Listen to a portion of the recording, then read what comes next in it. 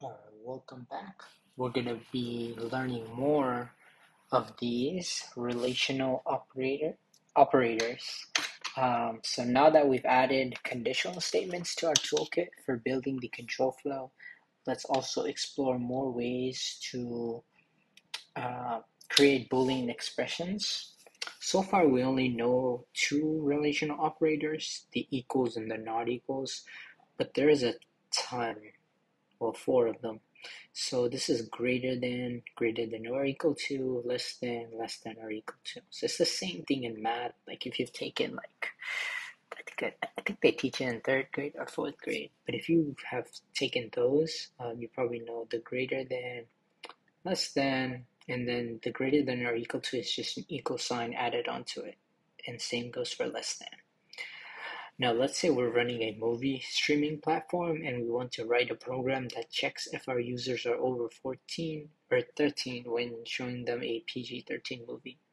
We could write something like this. If age is less than or equal to 13, parental control required.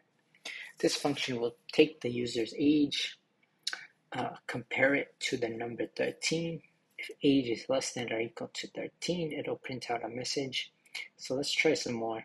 So create an if statement that checks if x and y are equal, and then print the string if so.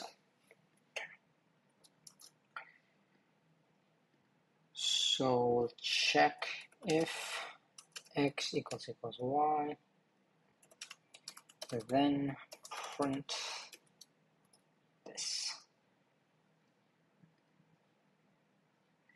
Okay. So the nearby college, Calvin Coolidge's Cool College, or 4C, as the locals call it, requires students to earn 120 credits to graduate. Write an if statement that checks if the student has enough credits to graduate. If they do, print the string.